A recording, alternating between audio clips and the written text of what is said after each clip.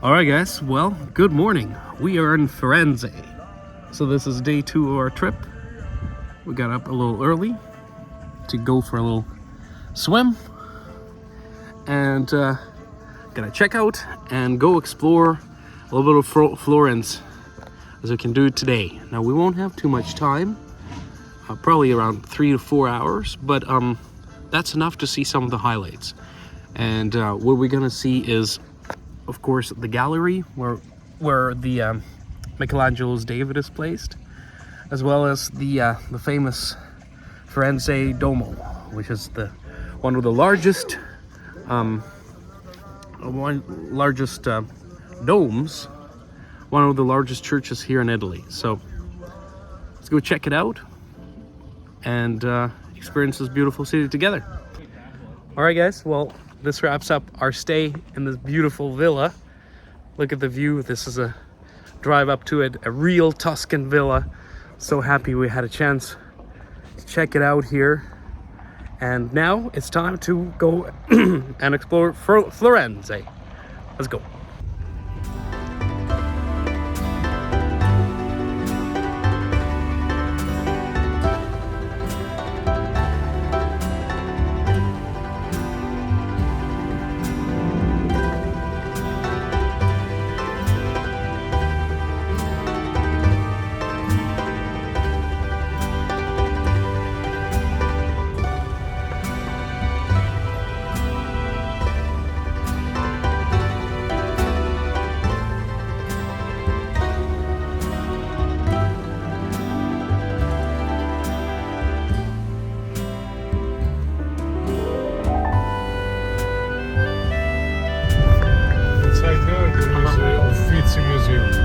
And what is it inside there? Just the gallery. The gallery. Oh, I see. I see. Grazie. Such a beautiful city. Very, very pretty. On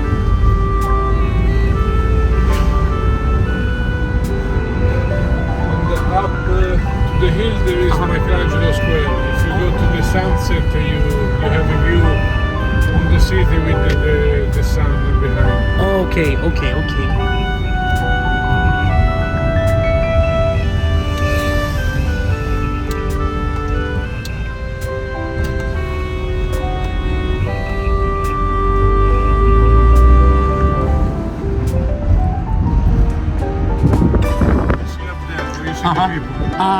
That's where it is. Okay. Okay, grazie, signor. Yes, we'll definitely go there. Wow, guys, look at this. So we are inside Accademia Galleria here in Florence.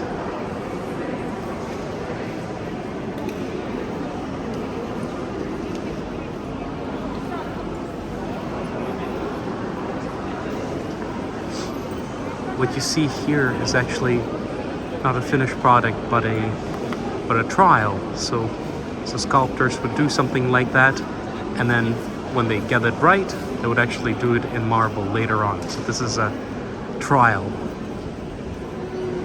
We're in one of the halls here, and I just wanted to show you something. This museum is quite awesome because it shows you how art changed from classical, sort of Middle Ages art to the Renaissance art. So what you see behind me is sort of the flat paintings. There's no perspective. It's just, people don't really look that real. But when you get to Renaissance, all of a sudden you see 3D, you see reality. Let me show you.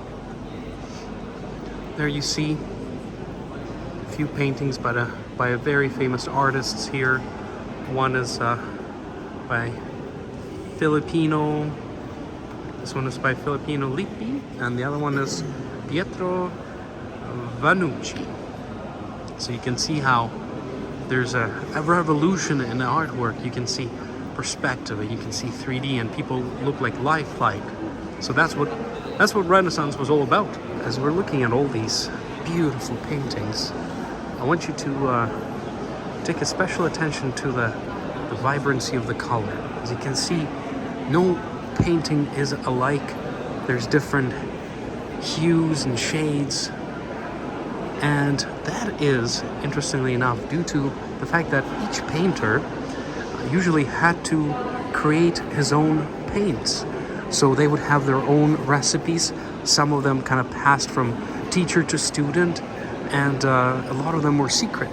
So, you know, the virtuosos would have these vibrant, bright colors, and other people would have a really hard time, or it would be impossible to recreate them. So that's kind of neat, right? And that's why when you look at it, they all look so different.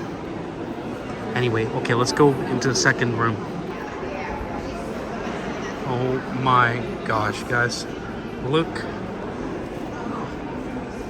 Oh my god. Wow.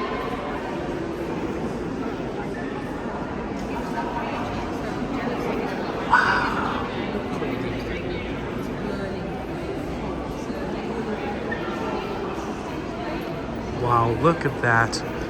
Michelangelo's David. What a beauty. So we are here in the home of Michelangelo, and there's quite a few interesting things I wanted to point out to you. So there's as you see, there's a few structures behind us. They appear unfinished, but actually they are quite finished. So Michelangelo was such a profound, such an excellent sculptor that some say that he kind of got bored of making perfections all the time. When we get a look at David, you'll just see how beautiful and perfect the sculpture is.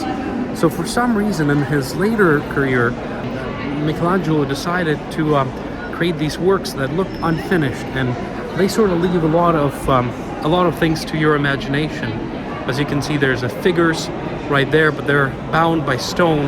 And actually what these represent is men's struggle with his vices. Like you're constrained by, you know, your weaknesses. And this is what this is supposed to represent. It's called Prisoners, I think. So quite unique. But you know what is also interesting is we're gonna walk up to this statue right now. And I just want to show you, this is quite awesome. So look at this. This one is actually unfinished. This is when Michelangelo was called to paint Sistine Chapel in Rome and Vatican. And so he kind of left this undone and then never completed it. But what we can see is all the chisel marks and the tool marks that are left on the statue, you know, because he didn't finish it. He just sort of left it like this. But there you go. See all these little cavities? That's actually the marks that Michelangelo left while working on this. And one interesting thing is Michelangelo never worked from a plaster model. So what he would do is literally take a big slab of marble and start chiseling away. And he would do that for years until he would be done the sculpture. So can you imagine just the talent of somebody who can do that? Just literally just take a block. Hello. So when you see a block like this right in front of you, and then without anything start chipping away until you see the beautiful features of these sculptures. What these chip marks also told us is a really interesting mystery. So when scientists looked at them and saw kind of how they're placed, they realized that Michelangelo was left-handed. So nobody knew that for hundreds of years, that he was left-handed. Back in the time, it was being left-handed was considered to be bad. It was considered to be the hand of the devil. So that is why actually Michelangelo never had any students, and nobody ever saw him work on his creations. There would be a cover and he would be working within that cover, and so nobody even knew or saw him at work. And now historians realize why that was because he was hiding the fact that he was doing all these religious monumental pieces by his left hand. So how cool is that? Anyway, let's go up to the David and see more of it. Wow. Look at that. Look at that. Just absolute perfection. Wow. So what is quite unique about this statue, of course, let me just tell you briefly a story of David. So David, of course, is from biblical stories. David was a young shepherd boy that defeated Goliath. So if you know David and Goliath, this is the David that we're talking about. He was just a little tiny boy, and the Goliath was this huge, burly man. And what this portrays is actually David before the battle. So you can see the look of the confidence in his face, and this is him kind of being confident and maybe a little concerned, looking in the direction of perhaps where Goliath is. So in his hand that is raised up, you can see him holding a sling, and then on the bottom hand, he's holding in his fist a rock. So he is about to go into battle, and he's definitely not afraid to do so. Now, there's another interesting story with specifically to this statue. So what happened was, this was originally meant to be on the top of the basilica here in the city, but then when they created it, they realized that it was far too beautiful to be not seen up close. So they placed it in the main square here in Florence, and David's gaze was aligned to be looking at Rome, city of Rome, which was a nearby, kingdom that always threatened Florence and its independence. And so this concerned gaze that David has, but in the same time defiant and hubris and brave, is sort of Florence's way of looking at Rome, right? How cool is that? So there's a lot of symbology there, but man, you look at this thing and it's just perfect. The feature, it feels like the statue is gonna start moving at any second. That really does. And just again, I want you to reflect on the fact that this was made straight from marble, without any plaster, without any models. This is just chipping away, and Michelangelo did it all by himself without any help in just 3 years. How cool is that? Wow. Wow. It's so neat. Why don't we walk behind the David and take a look from here? And as we're walking away from David, there's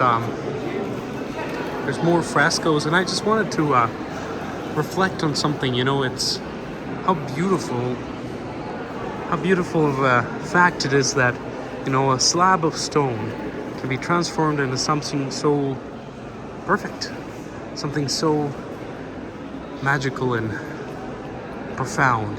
Like how cool is that? What potential there lies in everything we see. Stone, piece of wood, really anything.